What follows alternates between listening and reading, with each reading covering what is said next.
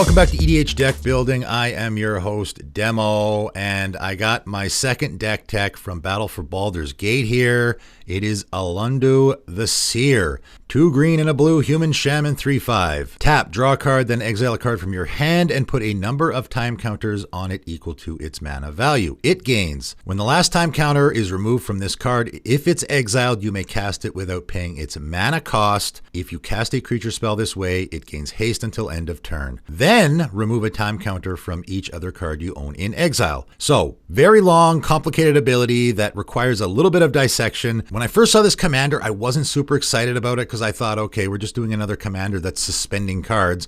But of course, this is not suspending. It's actually a lot more interesting than that. And that is why I ended up putting this guy in my top 10 commanders from the set. So I will first point out, a couple people have commented. I said that there wasn't any other way to remove those time counters. And people said, hey, what about clock spinning? That removes time counters from stuff. It removes time counters specifically from suspended cards. That will not work here. Joyra's Time Bug, same thing. Those cards will not remove the time counters from something that isn't actually suspended. However, suspended cards actually do work here. I realized that last part of the ability isn't actually attached to the rest of it, right? It is a separate part of it. When you use your commander's ability, you're going to draw a card, exile a card, it gets all that stuff. Then you're going to remove a time counter from each other card you own in exile. Doesn't have to be the cards that you've exiled with your commander. If you have a suspended card in exiled, like an Ancestral Vision, for example, you've already suspended it from your hand, say the turn before. Now when you use your commander's ability, it will remove a time counter from each other card you own in exile,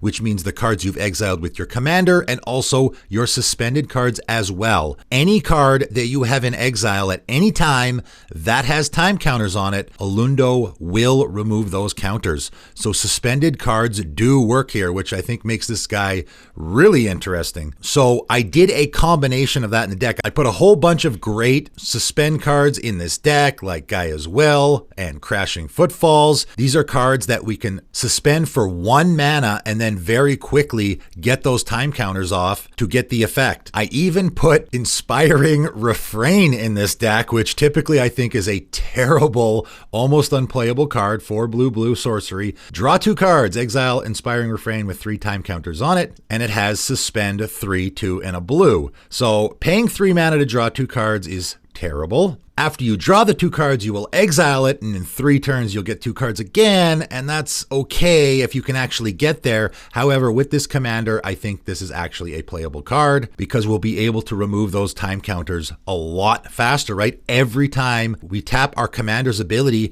we'll be removing a time counter from this, so we'll be getting that draw 2 cards probably every other turn, which is way, way better. We also need lots of untapping effects so we can use that ability more than once. 1,000-Year Elixir obviously has to go in this deck. It's going to allow us to use our commander's ability right away. And then, of course, we can pay 1 and tap it to untap our commander and use the ability again. And again, remember, every time we're using that ability, we're removing the time counters from everything else in exile. Chakram Retriever is maybe the best fit here. You can really go off with this guy. 4 and a blue Elemental Hound 2/4 has partner with Chakram Slinger, which will not be in this deck, but the ability is totally worth it. Whenever you cast a spell during your turn, untap target creature. So now every time we cast one of those spells from exile, that's casting a spell, we can untap our commander and you can really go off here. You use your commander's ability, you remove a counter from something that now has no time counters on it, you cast it, we can then untap our commander, you're removing the time counters from everything else. So if you can get into a nice chain of events here because you have a lot of things with different time counters on them, you can really go to town here. Untapping spells work really well here as well, like Cerulean Wisps and Twiddle. They're only 1 mana spells, we can exile them, they'll only have 1 time counter on them, so we use our commander's ability, they'll resolve. They can immediately untap our commander, which doesn't seem to do a whole lot, except we are, again, removing time counters from everything else as well. So these cards will really speed up the whole removing time counters from our exiled stuff. I got Infuse, I got Jolt. They're also cantrips, so we'll be drawing cards off of them as well, and we will also be drawing a lot of cards with our commander. Keep that in mind as well. I did a lot of the if you draw your second card each turn stuff in here, like Faerie Vandal and Jolriel. They want us to be drawing a second card on our turn, which we will always be doing. Guaranteed we're going to be drawing 2 cards on our turn for sure. We're going to draw our first card on our draw step, and then when we use our commander's ability, we'll be drawing that second card, so we'll be getting a lot of these triggers for drawing a second card. Of course, I got to throw Archmage Ascension in here again, another deck where I think this could work really, really well. 2 and a blue enchantment at the beginning of each end step. If you drew 2 or more cards this turn, you may put a quest counter on Archmage Ascension. So again, on our turn for sure, we'll be putting a counter on this, and as long as Archmage Ascension has 6 or more quest counters on it, if you would draw a card, you may instead search your library for a card and put that card into your hand. And remember, our commander has a draw ability, so if we can get up to 6 counters on this, whenever we tap our commander, we get to tutor for something. That's pretty incredible. If you can pull this off, it would be fantastic. Other than that though, what are we doing in the deck? Well, I just put a lot of good stuff in here too. I mean, you could really put whatever your best options are for maybe closing out the game. I threw in Hullbreaker Horror and Simic Skyswallower, just big nasty creatures.